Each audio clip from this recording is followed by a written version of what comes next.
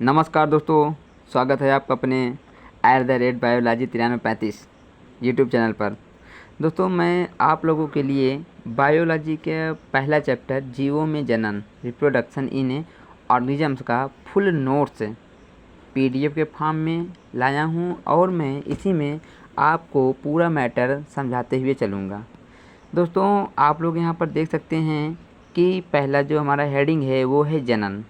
बेटा, जनन एक ऐसी क्रिया होती है जिसमें कोई जीव होगा, वो अपने समान संतति को उत्पन्न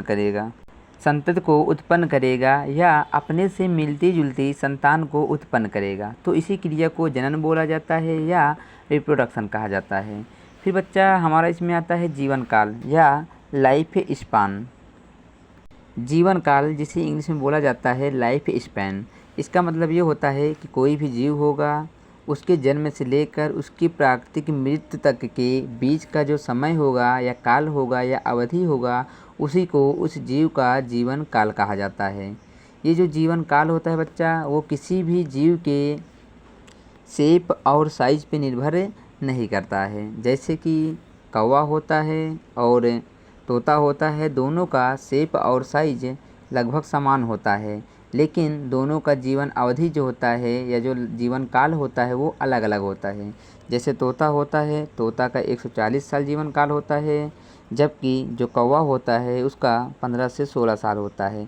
यहाँ पर दोस्तों कुछ जीव के जीवन काल दिया हुआ है, आप लोग इसे आराम से देख लीजिएगा। जैसे एलिफेंट को दिया है 65 से 70 साल, बनियान टेरी का दिया गया है 200 ईयर्स, हार्स का दिया गया है 50 से 60 ईयर। दोस्तों आप इसे पढ़ लीजिएगा और इसे आप नोट डाउन कर लीजिएगा अपने नोट्स में।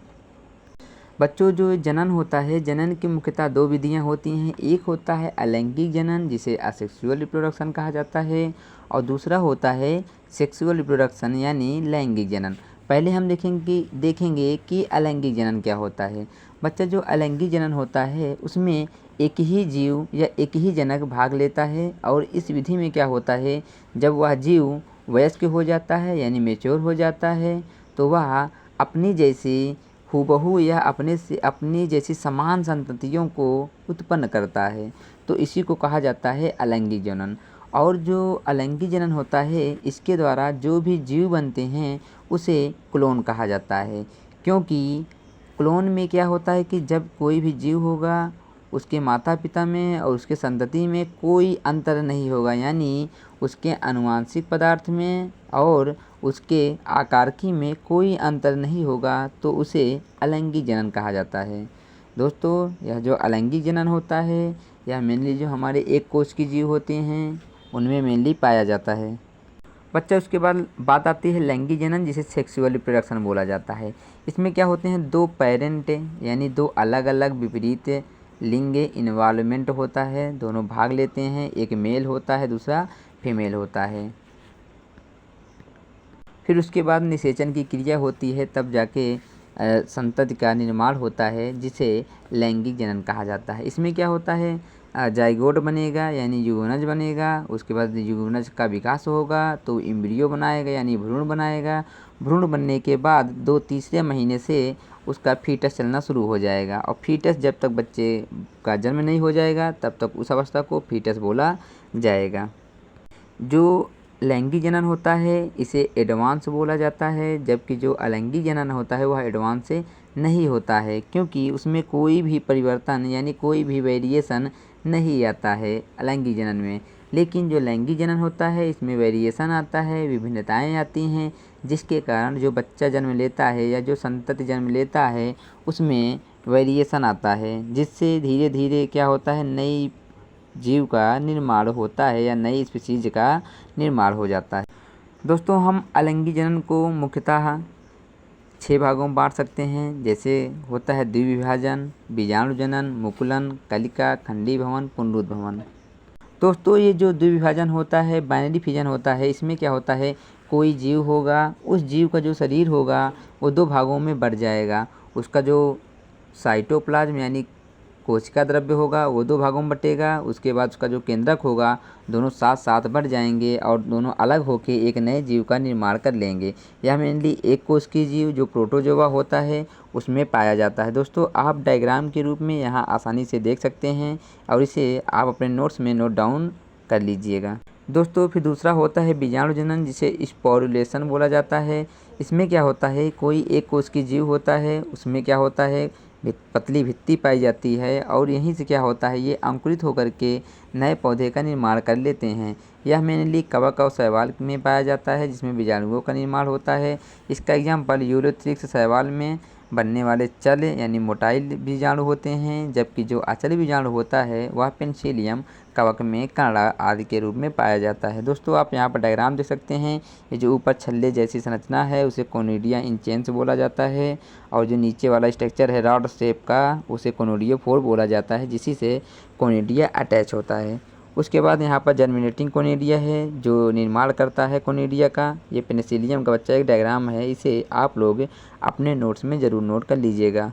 फिर बच्चा बात आता है मुकुलन, जो हमारा थर्ड होता है। मुकुलन में क्या होता है, ये मेनली जो हमारा ईस्ट होता है उसमें पाया जाता है, जिसमें क्या होता है जो संरचना होता है इसमें एक अतिरिक्त ग्रोथ वृद्धि हो जाता है, जिसके जो क्या होता है अपने पेरेंट कोशिका यानी मातृ कोशिका से क्या हो जाता है अलग हो जाता है और अलग होने के बाद एक नए जीव का या नए भाग का निर्माण कर लेता है। इसी को बोला जाता है मुकुलन। और ये जो बड बनता है या जो थोड़ा सा मुड़ा वाला भाग होता है इसी को बड यानी मुकुल बोला जाता है। दोस्तों यहाँ पर आप डायग्राम में आसानी से देख सकते हैं कि मुकुलन का प्रोसेस कैसे हो रहा है।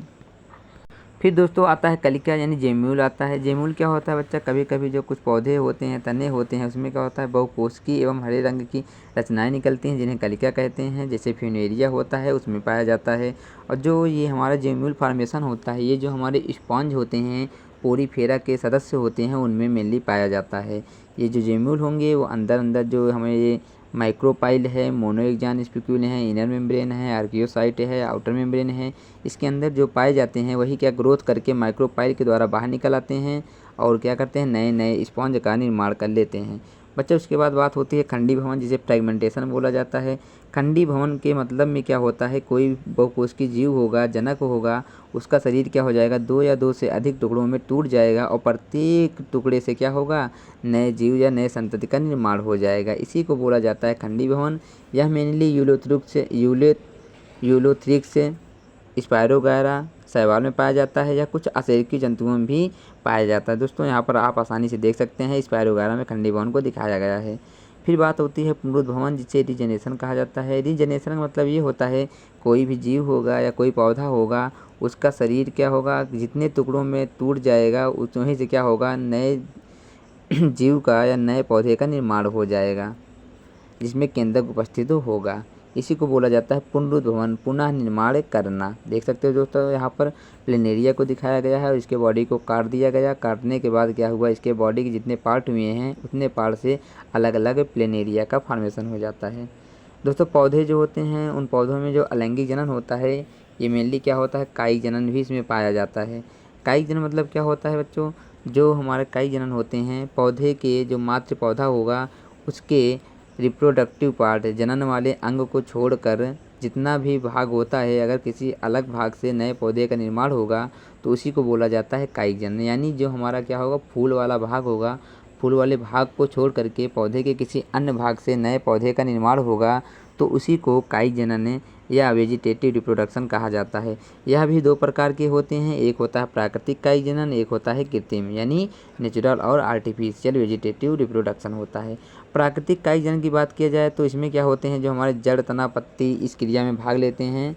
इसमें निम्नलिखित की विधियाँ होती है। एक भूमिगत तना होता है जिसमें क्या कोई तना होगा वो अंदर अंदर क्या करेगा भूमि के अंदर वृद्धि करेगा, वृद्धि करके भोजन इकट्ठा करके नए कटस्थ कलिकाएँ निकलेंगी और उसी से क्या होगा नए पौधे को बना लेगा। फिर बात आती है कंड ट्यूबर, जिसमें आलू होता है। आलू में क्या होते हैं आँखें मिलती हैं और यहीं से कटस्थ कलिका निकलती हैं जो अंकुरित होकर के अनुकूल समय आने पर नए पौधे का निर्माण कर लेती हैं। इसका एग्जाम्पल हो जाता है बेटा पोटैटो यानी आलू हो जाता है, यहाँ पर डायग्राम में आप देख सकते हैं। उसके बाद आता है हमारा प्रकंद, जिसे राइजोम कहा जाता है। यह भूमिगत तना होता है जो मृदा के भीतर समांतर या क्षैतिज वृद्धि करता है, मृदा के साथ साथ क्या करता है, वृद्धि करता रहता है। इसमें भी क्या होंगी, पर्वसंधियाँ और संधियाँ निकलती हैं, और ये इसमें कतच कलिकाएँ निकलती हैं, और यह वृद्धि करके आगे नए पौधे का निर्माण कर लेती हैं। जैसे अदरक और हल्दी में एक एग्जाम्पल इसका होता है जो पाया जाता है। यहाँ पर आप राइजोम देख सकते हैं जिंजर में किस प्रकार से निकला होता है। फिर बात आती है घनकंद या भूमिगत तना, मृदा में क्या करता है, ऊपर की ओर वृद्धि करता है, और इसमें क्या होती हैं, पर्वसंधियाँ पर कलिकाएँ पाई जाती हैं जो क्या होती हैं, आगे वृद्धि करके नए पौधे का निर्माण कर लेते हैं। जैसे अरबी हो गया, केसर हो गया, वंडा हो गया आदि, यहाँ पर दिखाया गया है एग्जाम्पल इसका। सल्ककंद जो बल्ब होता है, या मेनली जो हमारे प्याज होते हैं उसमें पाया जाता है। इसका जो प्याज के अंदर जो रसीला और गुद्देदार भाग होता है वहीं पर भोजन इकट्ठा हो जाता है, और वही बाद में क्या करते हैं, कटहल कलिकाएँ निकलती हैं और नए पौधे का निर्माण कर लेते हैं। जैसे प्याज हो गया, लहसुन हो गया आदि इसके एग्जाम्पल हो जाते हैं, यहाँ पे डायग्राम में देख सकते हैं। अर्धवायवीय तना, इसमें क्या होगा, जो भूमिगत तना समांतर क्षैतिज वृद्धि करता है, प्रत्येक पर्वसंधि से जड़ें तथा प्ररोह निकलती हैं। फिर ऊपरी भू अस्तारी आ जाता है, यहाँ पर आप आसानी से देख सकते हैं। स्टोलिन की बात आती है, भू अस्तारी क्या होता है, जिसमें हमारा क्या आता है, जलकुंभी आता है, पिस्टिया आता है, वाटर हाइसिंथ आता है। भू अस्तारी क्या, जिसमें क्या होता है, जल के अंदर पाए जाते हैं ये। उसके बाद हमारा अंता भू अस्तारी होता है जो मृदा के भीतर क्या करता है, वृद्धि करता है। जैसे पुदीना हो गया, मिंट हो गया, इसके एग्जाम्पल हो जाएंगे। कुछ में क्या होता है, जड़ों के द्वारा होता है, कुछ पौधों में जड़ों के द्वारा क्या होता है, ये चीज़ें होती हैं। पत्तियों के द्वारा भी होता है, जैसे ब्रायोफिलम होता है, और पत्तियाँ गिर जाती हैं, नए पौधे का निर्माण कर लेते हैं। फिर हमारा प्रक्रियाएँ यानी बुलबिल्स होते हैं, इसमें कायिक प्रवर्धन करने वाले अंग होते हैं। फिर बात आती है कृत्रिम।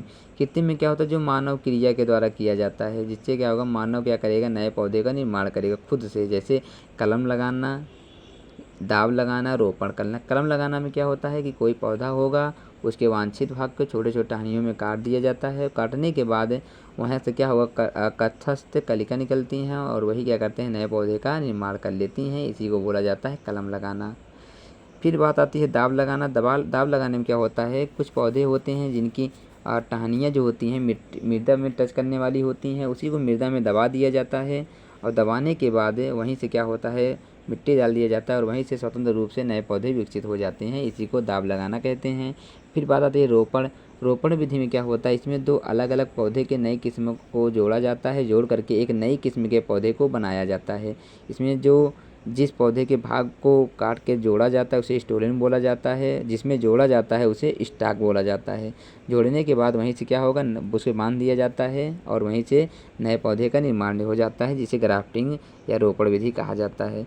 फिर आता है सूक्ष्म प्रवर्धन। सूक्ष्म प्रवर्धन में क्या होता है, इसमें कोई पौधा होगा, उसकी एक कोशिका को या टिश्यू को निकाल लिया जाता है। निकालने के बाद उसका कल्चर मीडियम में उसका विकास कराया जाता है। विकास कराने के बाद वहीं से उसके अलग अलग कोशिकाओं का समूह बन जाता है। उन्हीं कोशिकाओं से क्या होता है, नए नए पौधे का निर्माण हो जाता है। इसी को बोला जाता है सूक्ष्म प्रवर्धन या माइक्रो प्रोपेगेशन कहा जाता है। कायिक प्रवर्धन का बेटा बहुत ही आर्थिक महत्व होता है। जैसे क्या हो, सस्ती एवं आसान विधि होता है, वृद्धि तीव्रता से होती है, बहुत से फलदार वृक्षों को परिपक्व होने में सहायता करते हैं। केला, अनानास, गुलाब जैसे अंगूर, इसमें बीज नहीं होते हैं, फिर भी इसमें क्या होता है, कायिक प्रवर्धन होता है। यह विधि इसमें बहुत ही इम्पोर्टेंट होता है। इस विधि द्वारा उत्पन्न पौधे रोग रहित होते हैं। बच्चा फिर उसके बाद बात आती है लैंगिक जनन, सेक्सुअल रिप्रोडक्शन। जनन की इस क्रिया में क्या होता है, नर तथा मादा युग्मक का निर्माण होता है। इसमें क्या होगा, दो अलग अलग जीवों यानी विपरीत लिंग द्वारा होता है। फिर इसमें बात की जाए द्विलिंगी जीव, मतलब ऐसे जीव जिसमें क्या होगा, मेल और फीमेल दोनों अंग पाए जाते हैं, उसे द्विलिंगी जीव कहा जाता है। जैसे हमारा केचुआ इसका एग्जाम्पल होता है। फिर बात आती है एकलिंगी जीव, ऐसे जीव जिसमें क्या होते हैं, मादा अलग जीव में और मादा अलग जीव में और मेल क्या होते हैं, अलग जीव में पाए जाते हैं, तो उसे एक लिंगी जीव बोला जाता है।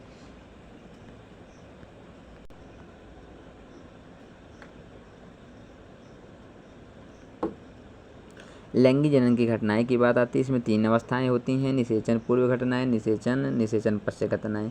निषेचन पूर्व मत घटनाएं मतलब निषेचन की पहले घटनाएं, यानी जिसमें क्या होगा, युग्मनज होगा और युग्मक स्थानांतरण होगा। युग्मनज का मतलब होता है, युग्मक जनन का मतलब होता है युग्मक का निर्माण होना। यानी नर और मादा युग्मक दोनों का निर्माण होगा तो इसी क्रिया को युग्मक जनन बोला जाता है। जब इनका निर्माण हो जाएगा तो ये क्या होंगे, इनका स्थानांतरण होगा, यानी एक युग्मक क्या होगा, एक स्थान से दूसरे स्थान पे जाएंगे तो युग्मक स्थानांतरण बोल दिया जाता है। समयुग्मक मतलब होता है कि जब युग्मक क्या हो, दोनों समान हो, नर और मादा दोनों युग्मक समान होते हैं तो उसे समयुग्मक बोला जाता है। विषम युग्मक में क्या होता है, जब मादा युग्मक और नर युग्मक दोनों अलग अलग होते हैं तो उसे विषम युग्मक बोल दिया जाता है।